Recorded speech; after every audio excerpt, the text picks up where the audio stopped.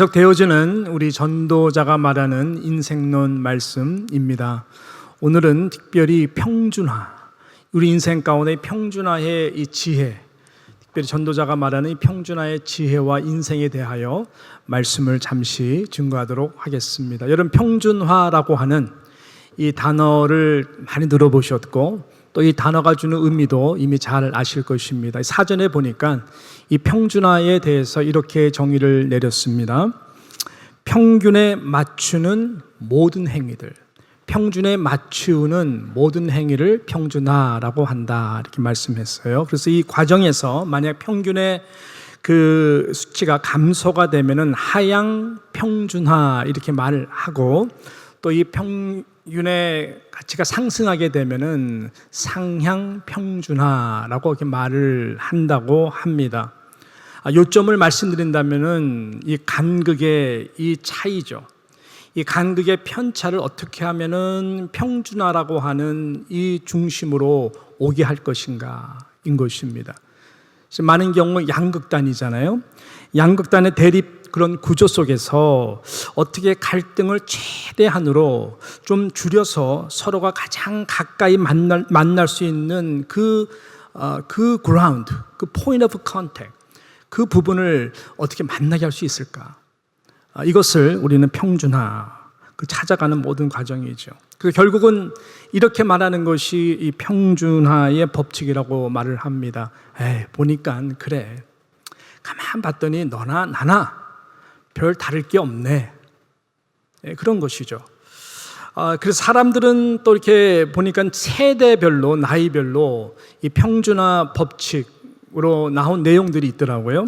예를 40대에는 어떤 욕망의 책임감에 대한 평준화라고 말을 한다고 합니다. 누구나 사회적 성공을 위해서 아주 발버둥 치면서 최선을 다해 살아가는 것들이죠. 처자식을 먹여야 되고, 또 그리고 이제 미래에 대한 노후 대책도 준비를 해야 되기 때문에 아주 그렇게 왕성하게 뛰는 그 나이의 세대, 40대의 평준화의 법칙이라고 하는 것이죠. 이런 욕망과 책임의 평준화 연령이다라고 말을 한다고 하는 것이죠. 그럼 50대의 그 평준화 법칙은 뭐냐 봤더니 이 지식의 평준화라고 말을 한다고 합니다. 지식의 평준화. 그러니까 좋은 인류대학을 나왔든지 그렇지 않든지 상관이 없다라고 하는 것이, 요즘같이 특별히 정보화 시대 가운데에서는 모두가 다 원하는 정보들을 쉽게 전문적으로, 특별히 AI 이 지식 정보화 시대잖아요. 여러분, 박사학위라는 것이, 옛날 어르신들은 박사하면 뭐든지 다 아는 걸로 생각하는데 그렇지가 않아요. 박사학위, PhD라고 하는 것은 한 분야를 아주 구체적으로 전문적으로 파고판, 그래서 얻는 최고의 학위를 말하는 것입니다. 그래서 우리는 어떻게 보면 모두가 다 박사가 될 수 있는 시대에 살아가고 있는 것이죠. 그래서 이 50대는 지식의 평준화라고 말을 한다고 합니다. 60대는 뭘까요? 외모의 평준화. 많이 들어보셨죠? 미스 코리아 출신이나 식당 아주머니나 얼굴이 결국은 그때 되면 그 얼굴이 그 얼굴이다 라고 말하는 것이, 나이가 들어가면서 이 나이쯤 되면 화장하고 분을 발라도 윤기가 흐려지는 건 다 마찬가지다라고 말을 하는데 저는 이 부분 잘 몰라요. 맞습니까? 고개를 끄덕끄덕 해주셔서 정말로 감사합니다. 우리 남자들도 그렇죠. 이 중년 또 노인으로 우리가 늙어가면서 어느 분이 멋있는 분일까? 뭐 옛날 영화배우 출신 아니잖아요. 그 내면의 넉넉함, 인생의 모든 연륜 속에서 나 뿜어지는 어떤 그 지혜로움과 여유로움이라고 할까요? 그 내면의 인격에서 나오는 품격들, 그런 분이 멋있는 중년이 아닌가 생각을 합니다. 또 환하게, 아주 기분 좋게 환하게 웃어줄 수 있는 그 아주머니의 얼굴들이 가장 아름다운 얼굴이 아닌가 생각을 하는 것이죠. 할렐루야. 아무튼 20대의 미모가 영원한 것이 아니다라고 하는 것이죠. 60대 가면은 그래서 이런 미모의 평준화를 이야기한다고 하는 것이죠. 70대는 무엇일까요? 70대에는 성의 평준화라고 이야기를 합니다. 남편이 있으나 없으나 상관없다는 거예요. 아내가 있으나 없으나 잔소리만 안 하면 돼. 그래서 일단 다 유통기간이 다 지난 시기이기 때문에 뭐 에로틱하게 사랑의 열정 어떤 그런 것보다는 치열한 전우애로 살아가는, 예, 예. 동네 한 바퀴를 돈다 할지라도, 또 이런 공원을 산책한다 할지라도 그 참 이런 나이의 부부가 서로 손을 잡고 걸어갈 수만 있다면, 이야기면 손깍지, 예. 그것처럼 다정해 보이고 그것처럼 아름다운 부부가 어디 있겠느냐. 그래서 아무튼 70대는 성의 평준화. 그럼 80대는 무엇일까요? 부의 평준화라고 이야기를 한다고 합니다. 부의 평준. 있는 자나 없는 자나 결국 먹고 사는 거 차이가 없다라고 하는 것입니다. 하루 세 끼면 그걸로 족하고 소화만 할 수 있다면 할렐루야.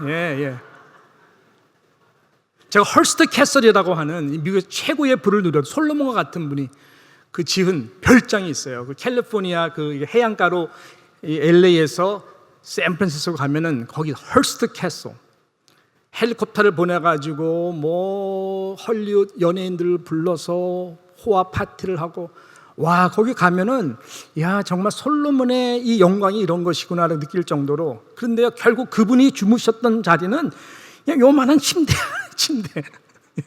그분이 뭐 다니면서 아까워서 막 여기서 그런 게 아니라 그냥 침대 하나, 화장실 됐어요. 얼마 전에 제가 전에 말씀드린 워렌 버핏이 어떤 음식을 먹느냐, 이제 그 내용이 나온 기사를 봤는데요. 여러분, 워렌 버핏이 가장 좋아하는 아침 식사 메뉴가 뭔지 아십니까? 맥도날드와 시니어 커피라고 합니다. 우리랑 별 차이 없어요. 그러면 그분이 좋아하는 건 뭐냐? 정크푸시예요. 그냥 가게에서 부모님이 아이들한테 이거 안 돼, 이거 먹자. 그것만 골라서 잘 쓰신대요. 돈 들어가는 것이 아니다라고 하는. 그럼에도 건강을 유지하는 비결은 뭐 마음의 평안함과 감사라고 이야기를 해서 감동이 되었는데, 결국은 밀리네요 빌리네요나 우리랑 별 차이가 없다라고 하는. 그래서 80대 되면은 소화만 되면 할렐루야, 부의 평준화라고 하는 거죠. 그럼 90대 그리고 100세 때 가면 어떤 평준화를 이야기할까요? 생사의 평준화를 말한다고 합니다. 생사의 평준화. 그러니까 죽은 자나 산 자의 경계가 아주 모호한 상태, 별 차이가 없는 상태. 살았다고 하지만 어떻게 보면 죽은 자보다도 더 못한 듯한 삶의 상태 라고 합니다. 이때는 시니어 센터 가서 아시잖아요. 뭐 어떤 과거에 왕년에 살았든지 어떤 누렸든지 아무 상관없이 90대 100대 가면은 그냥 다 친구고, 사나 죽으나 언제 어떻게 다 가장 이 평준화의 정점이 만나는 곳이 바로 이때라고 말을 합니다. 하기사 이것이 이 전도자가 말하는 진리이기도 한데요. 뭐냐면은 결국은 모든 인생은 죽게 되고 죽으면 다 뭐로 돌아가요? 흙으로 돌아가잖아요. 이것처럼 절대 평준화가 어디 있습니까? 어떤 인생을 살았든지, 그러면 뭐 어떤 인생의 흙은 색깔이 다릅니까? 금가루입니까? 흙저수든 금저수의 인생이든 결국 흙에서는 다 서로가 똑같은 절대 평준화가 이루어진다라고 하는 것이죠. 여러분, 이것이 인생이다. 그러니까 뭐 이렇게 부러워할 것도 없고 그렇게 뭐 비교할 것도 없고, 그 전도자가 말하는 이 평준화가 주는 지혜와 우리 인생에서 중요한 가치를 발견하는 것이 얼마나 중요한지 모르겠습니다. 그래서 오늘 말씀을 우리가 좀 들어가서 보게 되면은 이 양극단에 지금 부류를 놓고 솔로몬이라고 하는 전도자는 우리에게 중요한 이 평준화라고 하는 이 딱 주제를 가지고 말씀을 하고 있는 것을 보게 됩니다. 의인이라고 하는, 또 악인이라고 하는 양극단의 단어를 선택하고요, 또 지혜자와 또 우매자라고 하는 양극단을 선택을 하면서 오늘 우리들에게 이 평준화의 중요성을 말씀하고 있다라고 하는 것이죠. 다시 한번 15절부터 여러분 17절 내용을 한번 보시게 되면 이렇게 말씀하죠. 제가 읽어드리겠습니다. 내 허무한 날을 사는 동안 내가 그 모든 일을 살펴보았더니 자기의 의로움에도 불구하고 멸망하는 의인이 있고 자기의 악행에도 불구하고 장수하는 악인이 있으니 지나치게 의인이 되지도 말며 지나치게 지혜자도 되지 말라. 어찌하여 스스로 패망하게 하겠느냐. 지나치게 악인이 되지도 말며 지나치게 우매한 자도 되지 말라. 어찌하여 기한전에 죽으려고 하느냐라고 말씀합니다. 실은 어려운 말씀이에요. 아니, 어렵게 느껴지는 이 말씀이 아닐 수가 없는 것입니다. 어떻게 의롭게 살려고 노력하는 의인과 악행을 행하는 악인과 하나님은 비교를 하면서 별 차이가 없네? 라고 말씀하실 수가 있냐는 것이죠.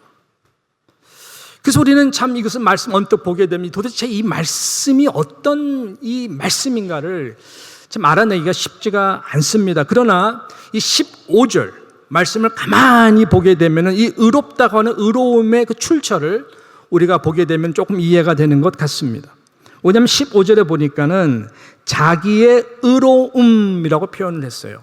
자기의 self-righteousness, 그러니까 자기가 의롭다 생각하는, 즉 세상의 악을 보고 세상에서 이루어지는 악행들을 보고, 그러니까 나는 의로운 사람인데 저 악한 자들 때문에 내가 지금 피해를 본다. 그래서 나의 의로움의 의로움으로 저 악한 모든 것들을 내가 어떻게 해야 되겠다. 두 손을 불끈 쥐고 악에 대해서 나의 의로움으로 지금 나아가는 것이죠. 그러니까는 양극단입니다. 이 간극의 차이가 굉장히 큰 이 상태인 것이죠.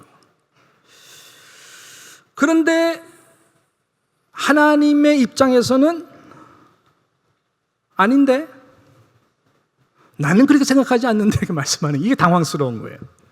하나님은 너나 쟤네들이랑 별 차이 없는데? 얼마나 당혹스럽습니까?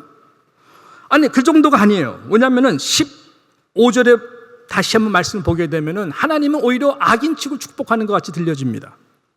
내 허무한 날을 사는 동안 내가 그 모든 일을 살펴보았더니 자기의 의로움에도 불구하고 무슨 의인이 있어요? 멸망하는 의인이 있고. 이게 무슨 말일까요? 자기 악행에도 불구하고 장수하는 악인이 있다라고 말씀하신 것이죠. 자, 그렇다면 우리가 근시적으로 이 말씀만 본다면은 그럼 차라리 의롭게 살 필요 없겠네. 나도 내 하고 싶은 대로 악행을 하면서 살면서 오래 사는 것이 훨씬 낫겠네 라고 어떻게 우리 생각할 수가 없죠. 그렇게 생각할 수가 없죠. 예수 믿는 자들은 어떻게 그렇게 생각할 수가 있겠습니까? 그렇지만 의문은 가질 수가 있는 것이죠. 여기서 가장 중요한 핵심 포인트는 나의 의로, 선한 의도는 알겠는데 그 선한 의도가 선한 의도로 끝나는 인간이 한 명 없더라. 그러니까 너무 지나치게 의인이 되려 하지 말라라는 거예요. 지나치게 그러면 지혜자가 되지 하지 말라. 그 패망한다. 예. 그렇다고 또 우리 주님은 이 죄성을 말하는 것입니다. 너무 또 악한 자가 되려고 하지 말라. 예. 한쪽은 너무 지나치게 의로운 자가 되려고 그러니까는 인간인지라 계속 교만의 의가 쌓아져 가기 때문에 이것이 나중에 결국은 악한 죄가 되는 것이고, 또 한쪽은 너무나 악한 행위로 계속 살다 보니까 하나님의 영광이 가리워져서 하나님께서 데리고 가야 되겠다. 이렇게 될 수가 있다라고 하는 것이죠. 그래서 하나님의 거룩하고 완전하고 퍼펙트한 하나님의 의, 그 시각에서 볼 때는 이 세상의 모든 인간들은 로마서 3장 23절에 말씀하는 것 같이 모두가 하나님의 영광을 이룰 수 없는 의인이 하나도 없다고 하시는 그 말씀인 것이죠. 그래서 하나님 볼 땐 누가 의롭고 스스로가 의롭다 함을 가지고 의롭다 함으로 인정받을 자가 아무도 없다라고 하는 것입니다. 또 누가 죄를 짓는다고 해서, 악행을 한다고 해서 죄의 무게가 더한, 물론 세상은 구형을 내리면은 거기에 따라서 sentence to death, 몇 년 이렇게 하지만은 하나님의 기준은 그렇지가 않아요. 다 똑같은 죄예요. 한 방울의 독약으로 죽는 거나 몇백만 방울의 독약이나 똑같은 거예요. 하나의 죄, 100개의 죄, 모두가 다 똑같은 죄의 무게다라고 하는 것이죠. 그렇기 때문에 하나님 볼 때는 이쪽이나 저쪽이나 너무 치우치지 말라. 이 거룩한 평준화의 은혜를 지금 우리들에게 말씀하고 지적하고 있는 것입니다. 그래서 보십시오. 자, 16절, 17절을 보십시오. 그래서 나오는 단어가 지나치게라는 말을 하죠. 지나치게 의인이 되지도 말며 지나치게 지혜자도 되지 말라. 어찌하여 스스로 패망하게 했느냐? 자, 그 다음에 17절에 보니까 지나치게 악인이 되지도 말며 지나치게 우매한 자도 되지 말라. 어찌하여 기한 전에 하나님이 정하신 기한 전에 죽으려고 하느냐 말씀하시는 것이죠. 여러분, 우리 주님이 이제 어린아기 예수로 오신 12월 첫째 주 오늘이 그 포문을 여는 예배입니다. 12월 달은 성탄 계절, 이 땅에 오신 아기 예수 그리스도를 우리가 묵상하는 그런 기간인데요. 가만히 이 말씀을 묵상하면서 이 12월 첫째 주일 예배와 연결해서 보니까 하나님이 그래서 이 메시지를 주셨구나. 예수님이 이 땅에 오신 중요한 목적이 거룩한 평준화를 이루기 위해서 오셨다라고 하는 것입니다. 왜냐하면은 너무나 이 양극단의 차이잖아요. 거룩하신 하나님이 계시는 거룩한 요한계시록의 그 보좌, 밝고 어둠의 구석이라고는 단 1cm도 존재하지 않는 그곳에 계시는 하나님과 이 어둡고 죄로 썩어 오염된 이 땅에 사는 저와 여러분과 이 양극단을 여러분 한번 느껴보시겠습니까? 예, 엄청난 거죠. 거룩한 평준화. 그래서 예수님은 신성, 인성, 하나님이시면서 인간의 몸으로 그 중간으로 오신 거예요. 그것이 바로 십자가인 것입니다. 십자가에서 the mediator라고 그러죠. 즉 하나님과 저와 여러분의 화목, 화평, 평화를 이루시기 위하여 당신이 화목 제물로 십자가에서 죽으심으로 하나님과 우리와의 멀어진 모든 관계, 모든 담 다 무너뜨려서 거룩한 평준화. 우리 다 죄악 가운데 살아갈 수밖에 연약한 인간이지만 하나님의 구원받은 거룩한 백성 살아갈 수 있도록 하나님의 의를 우리들에게 십자가를 통해서 입혀 주시기 위하여 예수 그리스도가 이 땅에 오신 줄로 믿습니다. 예, 할렐루야. 예. 그래서 12월 달에 성탄절 메시지는 그런 차원에서 볼 때에 화목과 화해를 이루는, 그래서 화평과 평화를 누리고 평강을 누리는 그러한 달이 되는 것이죠. 그런데요, 오늘 말씀과 연결해 볼 때 예수님께서 이 땅에 오셔서 실은 가장 힘들어했던 그룹의 사람들은 스스로 의롭다 여기는 자들이었어요. 종교 지도자들이었어요. 바리새인들이었어요. 오늘 말씀처럼 지나치게 종교적 의로움을 강조했던 그룹이었습니다. 이것은 모토로 삼았어요. 그래서 10계명도 모자라서 저희들은 613개의 율법의 조항들을 만들어가지고 자신들도 그것을 분석해 가고 지키려고 애를 썼고, 또 지키나 안 지키나 그 아주 매의 눈으로 보면서 지키지 않는 사람과 지키는 사람과의 모든 신앙 레벨로 다 캐테고라이즈 했죠. 그리고 그걸로 족쇄를 메우게 해가지고 자유를 누리지 못하게 한 이 부류의 사람들이 바리새인들, 좋은 의도였지만은 지나치게 의로움. 근데 너무 안타까운 것은 악을 행하는 악행자들보다 주님 옆에 달렸던 강도도 구원받았잖아요. 오히려 주님은 이 그룹의 사람들에 대해서 굉장히 역겨워하고 힘들었어요. 얼마나 힘드셨으면, 야, 이 독사의 자식들아. 예. 그런 말을 악을 행하는 죄인들한테 하진 않았어요. 불쌍히 여기셨죠. 그럼 이분들에게는 이 독사의 자식들아, 이 회칠한 무덤들아, 화 있을진저 라고 말씀할 정도로 힘들었던 것이죠. 탕자의 비유를 보게 되면 누가복음 15장에 실은 주인공이라기보다 주님의 가장 센트럴 메시지는 아버지의 재산을 다 상진해서 나갔다가 돌아온 그 아들이 아닙니다. 하나님 아버지의 사랑도 아닙니다. 팀 켈러 목사님이 말씀했고, 팀 켈러 목사님이 빵 하고 깨진 것은 에드워드 클라운이라고 하는 저의 그 웨스트민스터의 그 설교학 교수님, 그분이 이 말씀하면서 그가 망치로 맞은데 빵 터져가지고 탕부 하나님의 책을 썼거든요. 에드워드 클라운이에서 거기서 예수님이 말하는 가장 핵심이 되는 인물은 첫째 아들이거든요. 선을 행했고 아버지 말을 듣고 율법을 지키고 나쁜 짓 안 했고, 그리고 그걸 비교할 둘째 아들은 나가서 죄를 짓고 악한 일을 하고, 그러니까는 이거 동생 취급, 가족 취급을 안 했던 것입니다.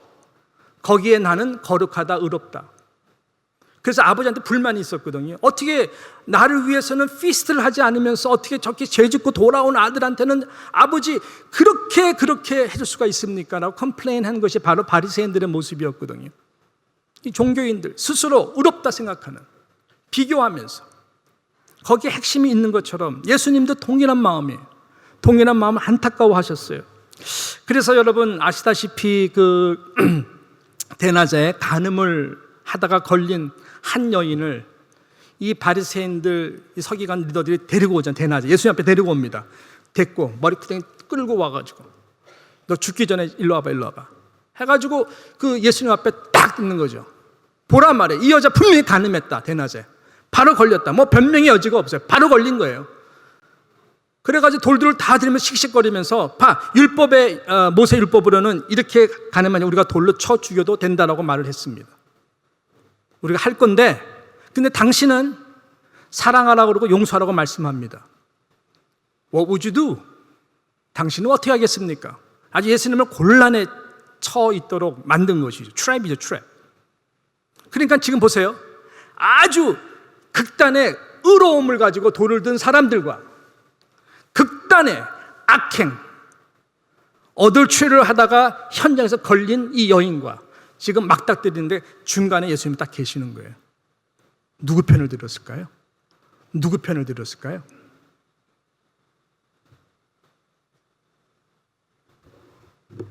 예수님이 어떻게 하셨습니까? 딱 앉으시더니 뭐를 쓰세요? 무엇인가를 쓰시고 그 다음에 탁 일어나셨어. 아주 단호한, 그러나 눈빛에서는 모든 것을 스캔할 수 있는 그 불꽃 같은 눈으로 다 보시면서 오케이, 돌로 쳐 죽여. 단 너희 가운데 죄가 없는 사람부터, 너희 안에 돌로 쳐 죽일 수 있다고 자부심을 가지고 의롭다 생각하는 죄가 없는 자부터 쳐라.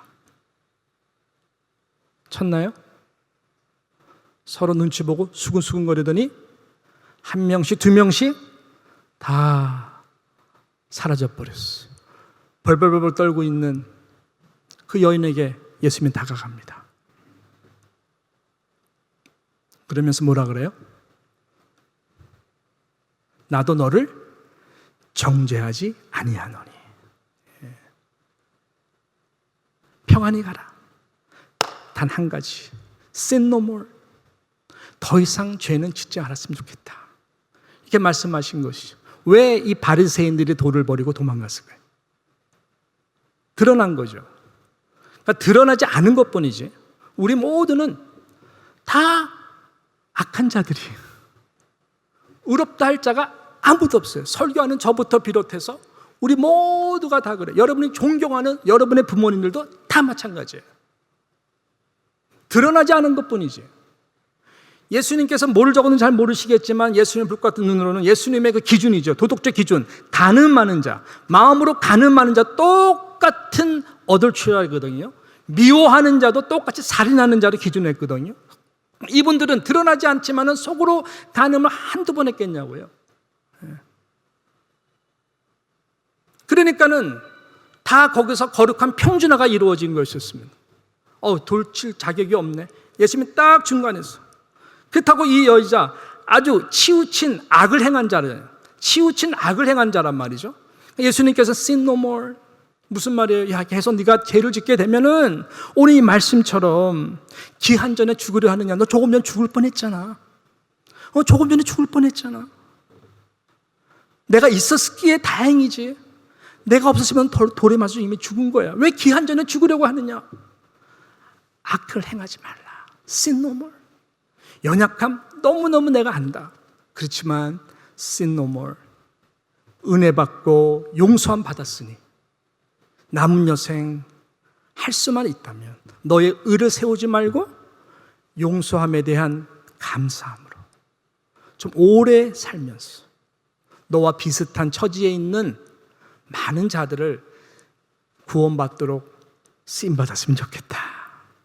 이 여인은 그 다음 예수님을 따르게 되죠. 여러분, 이것입니다. 예수님이 바로 그렇게 거룩한 평준화를 이루시기 위해서 이 땅에 오신 것이죠. 여러분, 십자가 외에는 교회라고 하는 공동체, 가정이라고 하는 공동체, 여러분이 살아가면서 맺는 모든 사람과의 관계의 공동체, 십자가 외에는 거룩한 평준화를 이룰 수 있는 길이 없습니다.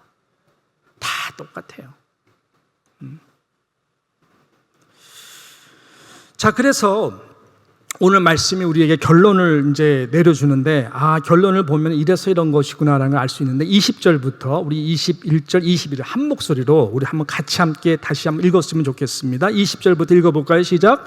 선을 행하고 전혀 죄를 범하지 아니하는 의인은 세상에 없기 때문이로다.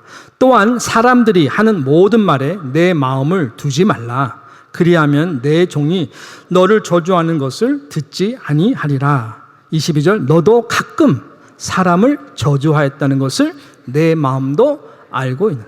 Same old, same old, same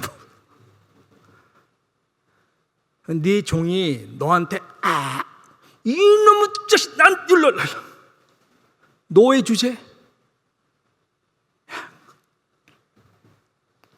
노예나 너나 다 똑같다.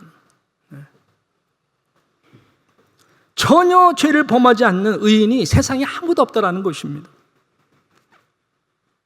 너도 가끔 저주하였다는 건 네 마음을. 그러니까 죄의 무게는 하나 한 번 한 거 난 좀 낫겠지. 이게 안 돼. 하나님은 다 똑같다는 거예요. 다 똑같다는 거예요. 여기에서 자유할 수 있는 사람은 단 한 명도. 오직 거룩한 평준화를 위해서 이 땅에 화목과 화평과 하나님과 화해를 맺도록 하기 위한 예수 그리스도 십자가 안에서 온 천하를 통일하게 하시는, 하나가 되게 하시는 예수 그리스도의 은혜밖에 없다라고 하는 것입니다. 이것이 오늘 우리들에게 주시는, 특별히 12월 첫 주일을 시작하는 우리 뉴욕 장로에게 주시는 귀한 말씀인 것입니다. 저는 이제 말씀을 마치도록 하겠습니다. 저는 비행기 탈 때마다 좀 은혜가 되는 부분이 있어요. 비행기 탈 때마다 정말 항상 느껴요. 이렇게 윈도우에 앉아서 이렇게 보게 되면은 참 인생의 평준화를 그때 정말 느끼고, 이 말씀을 준비하면 맞아 내가 그때 감정이 이런 감정이었구나라는 것을 다시 한번 컨펌을 하게 되었는데요. 여러분, 이 땅에 우리 살 때는 우리가 근시하기 때문에 맨하탄에만 나가면은 하이라이즈 빌딩 볼 때 대단하다. 와, 어떻게 100년 전에 저렇게 엠파이어 스테이트 빌딩을 짓고, 와, 뉴욕 대단하다 라고 생각을 하면서 뭐 부러워할 수도 있고 뭐 그렇겠죠. 저 이 빌딩 오너는 얼마나 부자일까라고 생각할 수도 있겠지만, 이 비행기 타고 쑥 올라가면서 보면 어때요? 올라가면 올라갈수록 고개 고고네. 우리 집 사는 동네나 이거는 뭐 별 차이 없네. 이 높이가요 별로 없어요. 다 고분. 그죠? 아무 넓은 땅을 가진 사람들 보니 코딱지 많고 좀 먼지만도 못한 이 존재라는 것이 이런 거구나. 다 있다가 없어지고 결국 흙에서 다 서로 만나는데, 다 그게 그거네. 그런 느낌을 이제 받는 거죠. 어떻게 보면 스스로 어떤 뭐라 그러는 약간 좀 이렇게 좀 건강하지 않은 뭐 이렇게 자존감을 높이는 것도 있겠지만, 정말이에요. 올라가면 올라갈수록 이 세상이 다 그냥 도토리 키재기구나 느낌을 갖고, 또 구름을 탁 뚫고 올라가면은 어떻습니까? 밝잖아요. 그래서 인생의 먹구름. 그렇구나. 우리 인생은 참 이 먹구름이 있지만 이것이 거둬주는 그날, 영원한 우리 하나님의 나라, 햇빛보다 밝은 곳, 나를 기다리는구나. 그래. 인생에 먹구름이 좀 낀다고 해가지고 이것이 인생의 전부인 거 아니구나. 지나가는구나. 언젠간 계획이 될 것이고 언젠간 내가 주님 앞으로 갈 것이구나. 그래서 다시 한번 하나님을 바라보면서 하나님의 높은 시각에서 나의 삶을 이 땅 한번 조명해 보는 그러한 은혜의 시간을 갖게 되는 것이죠. 결국 우리의 인생은 아까 말씀드린 대로 결국은 모두가 절대적인 평준화. 빈손으로 왔다, 빈손으로 갑니다. 다 똑같은 흙으로 돌아갑니다. 오직 하나님의 은혜밖에 없어요. 불쌍히 여겨주셨어. 나 같은 죄인을 살리신 하나님의 은혜에 고마웠어. 나에게 믿음에 의해 멸류관을 씌워주시는 그분의 그 긍휼과 자비와 은혜에 감사하였어.